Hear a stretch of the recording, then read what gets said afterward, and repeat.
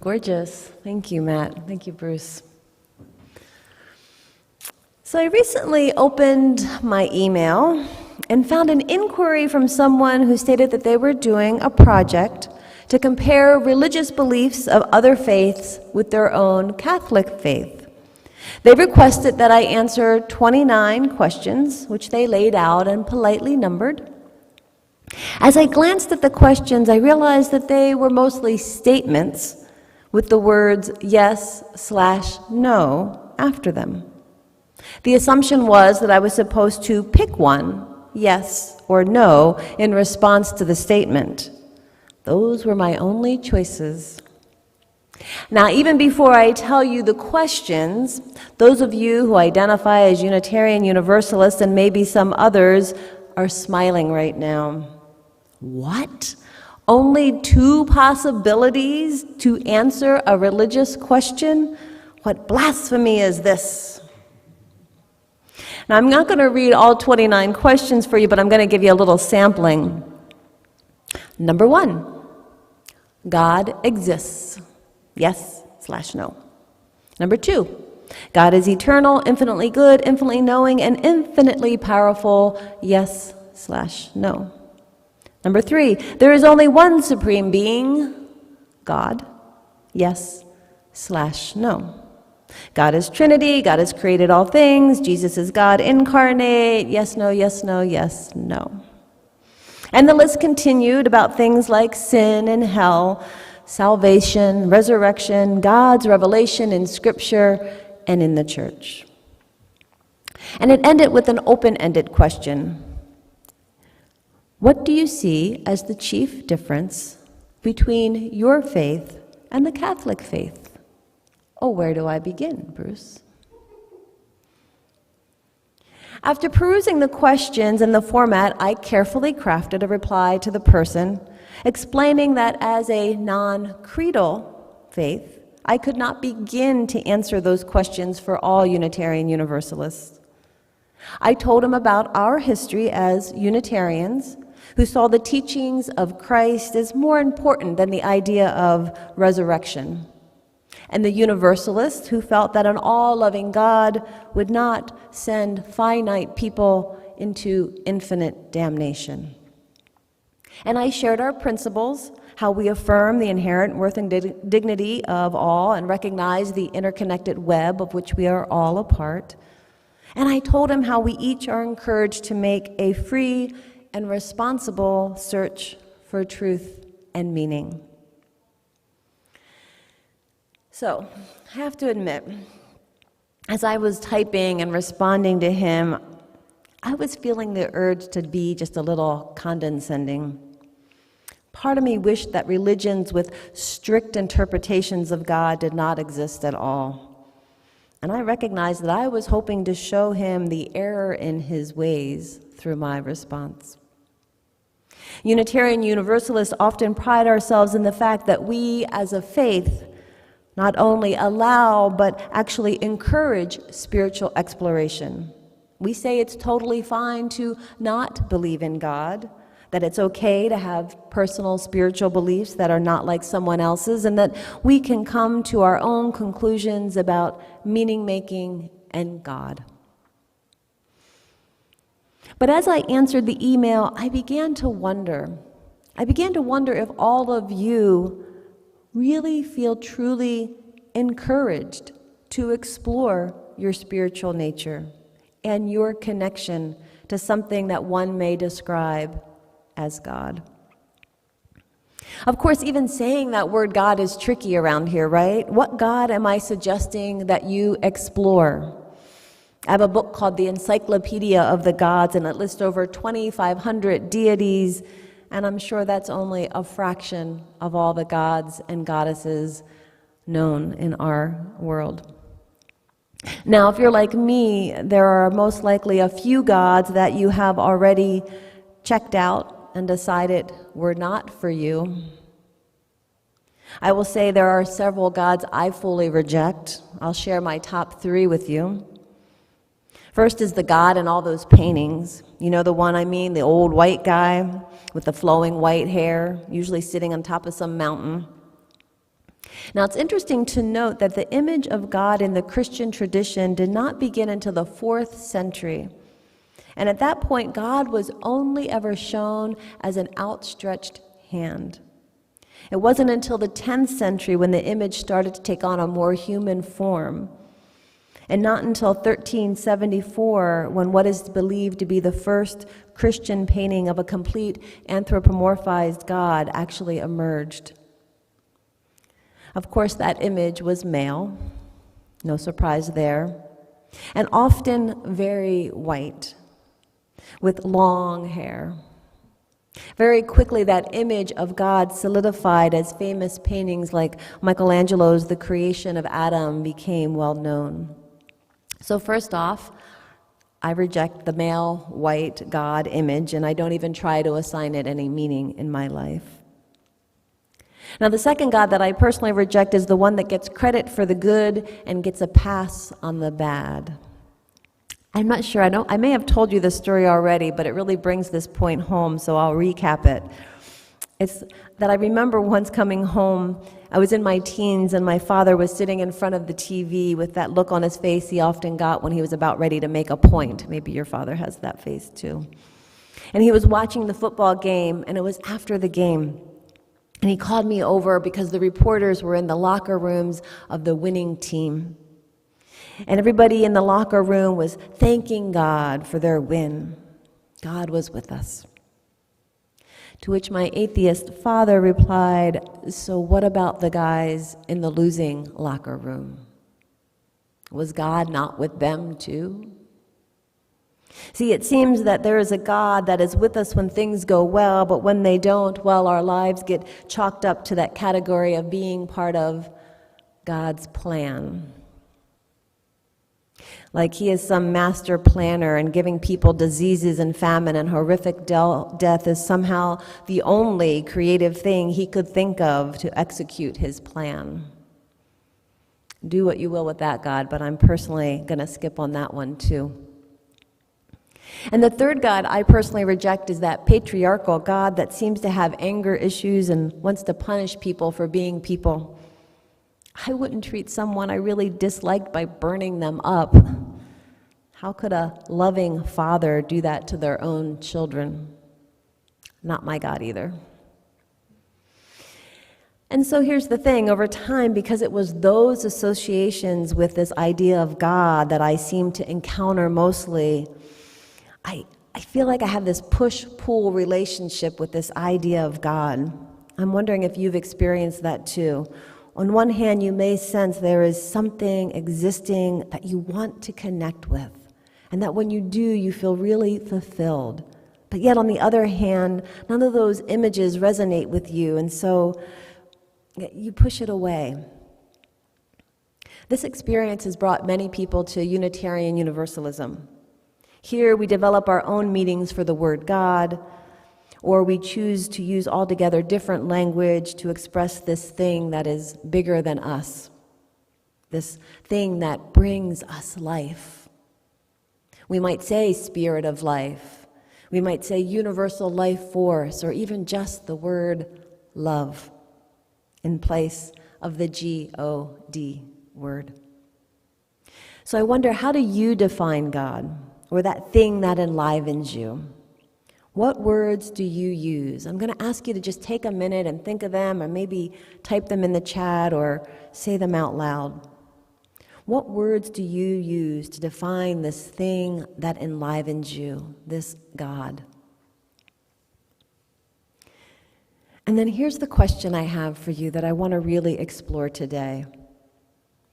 When was the last time you had a real, profound, absolutely clear experience of that which you just described? When was the last time you felt what the words that you just said? When was the last time you felt them in your bones? Because they're a little different, aren't they? The words and the experience. Here's a little fun history. It's said that the early Unitarians in this country often looked down at the Universalists. So those are the two sides of our faith that came together to create Unitarian Universalism. So the Unitarians, it is said, often look down on the Universalists. Now, the Unitarian clergy were most often Harvard-trained, highly educated, very intellectual. And they could produce these hours and hours long sermons that went on with many, many words. And they preached as they had learned to preach. Now, the Universalists, meanwhile, they were often not as highly educated, but were those that came to ministry because they felt a call by God to preach the word. They were often traveling preachers going out in the small country churches that did not have or could not afford their own preachers. Their sermons were more passionate, centered in the heart. They preached the Spirit as they had felt it. Now, then comes 1838, and an interesting thing happens. Our namesake, Ralph Waldo Emerson, was invited to address the graduating class of the Harvard Divinity School. Now, Emerson was a former Unitarian minister himself, and it seems he, shall we say, schooled everyone that day in attendance, the students and the clergy, on this difference between the spoken word of God and the real meaning of God. In one of the most stunning parts of this address, and you can tell I just love this address, it's probably the most favorite thing I encountered in seminary. In one of the most stunning parts of the address, Emerson tells those all soon-to-be ministers to stop looking for the historical miracles of Jesus. Now, can you imagine the colleagues in the room? What is he saying? He said instead that they are to look for the real miracles that are all around us all the time in nature. He said that would provide them with a direct experience of the divine, and that only through that direct experience would not only the individual, but also the whole of society be sound. He said that unless each person realizes that they have that direct access to God, there is no way they will be truly virtuous. Now, you have to know that the Unitarians were really into virtue. It's how you behave in the world. And so they were taught and they preached about how you were to act in the world. But Emerson was saying this. He was saying, unless you have a direct experience of God, that acting is just what you are pushed to do. But once you have that direct experience, you will naturally be virtuous. He said, virtue cannot be imposed from outside.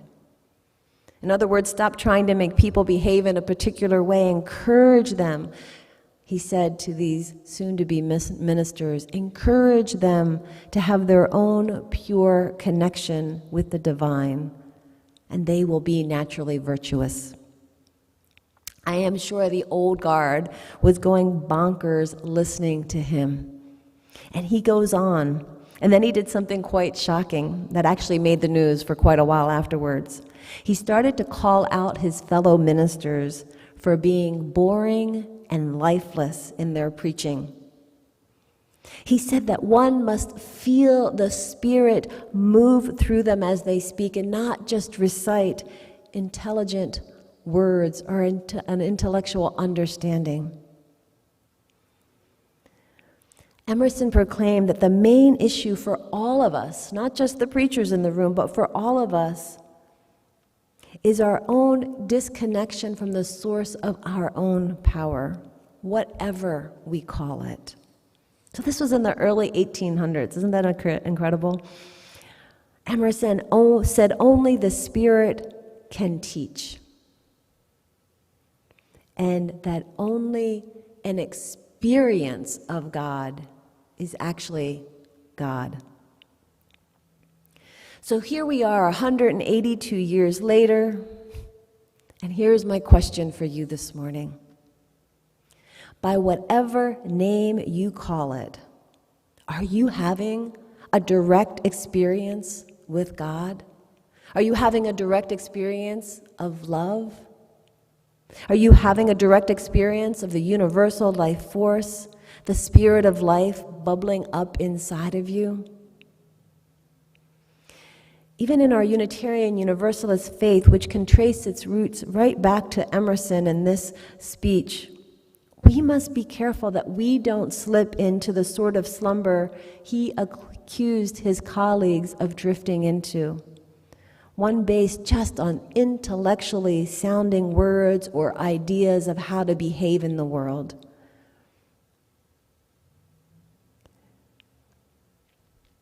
My concern sometimes with Unitarian Universalism is that in the service of the rational intellect, we can avoid what I call that liminal space. We fear that if we let go into those experiences and into that space of pure experience, that we will never come back to the safety of our logic and our reason and our to-do list that makes us feel good when we can check it off the list. And I don't know how we got here, but for some reason, I've often seen it equating this experience of God with supernaturalism, and that supernaturalism is checked off as something that's not real.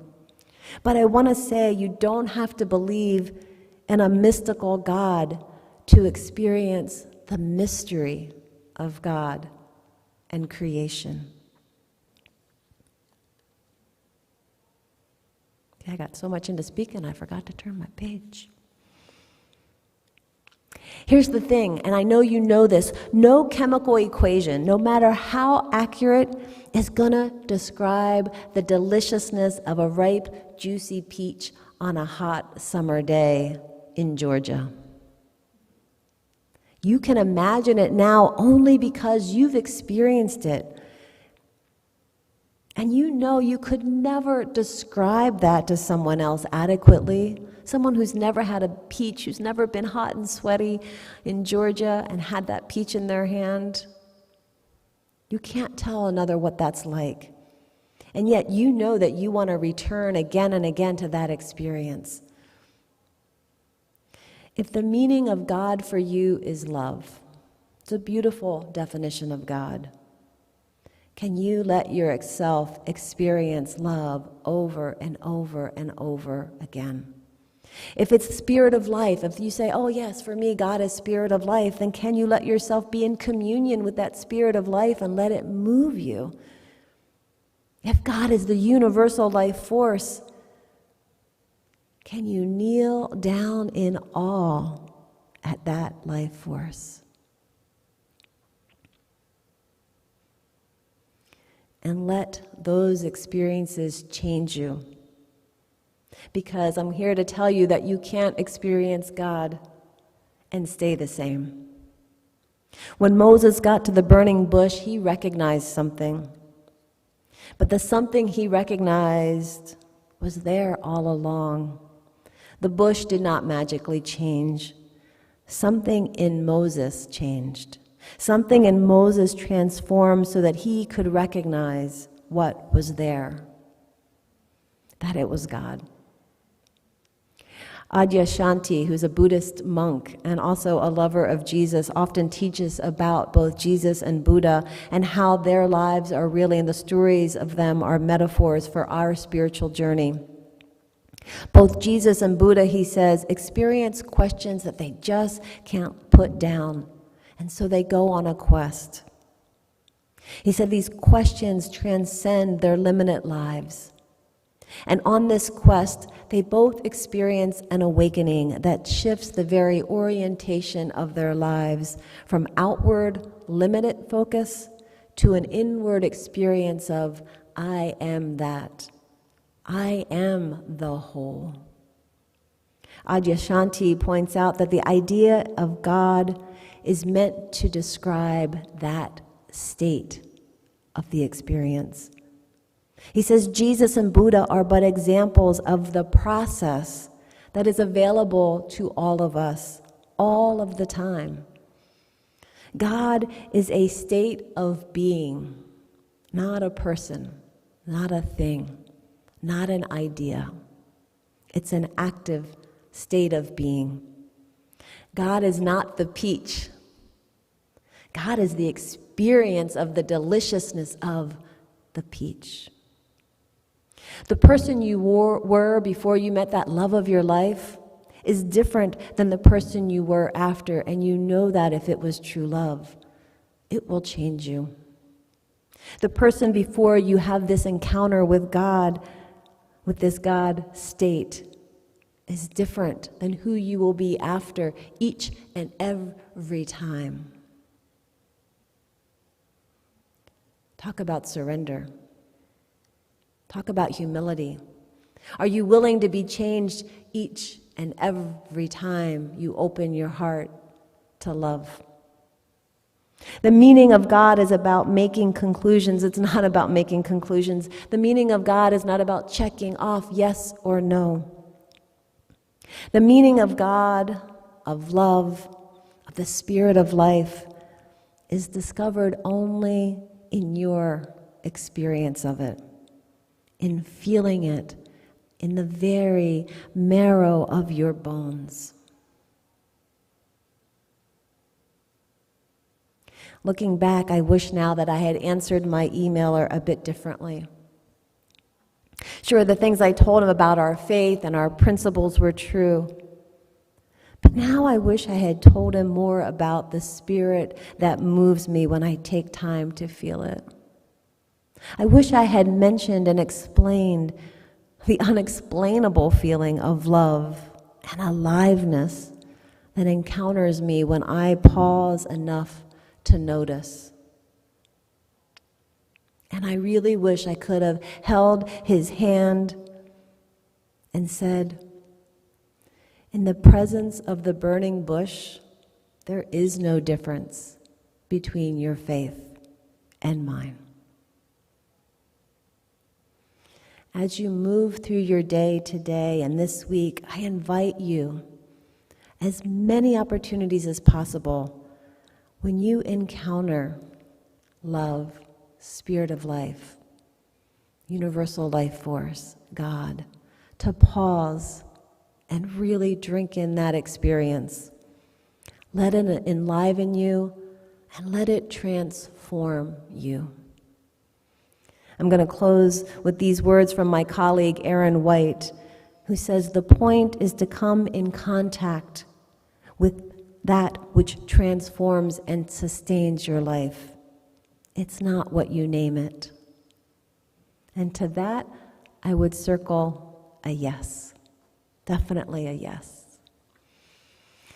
I'm going to invite you now to take this moment after all those words about having an experience. I'm going to invite you into experience now. So I invite you to find a place that is comfortable for you. Maybe lower the lights if that helps. Turn off any distracting extra sounds. And let's come into a time of our own centering, of our own experience.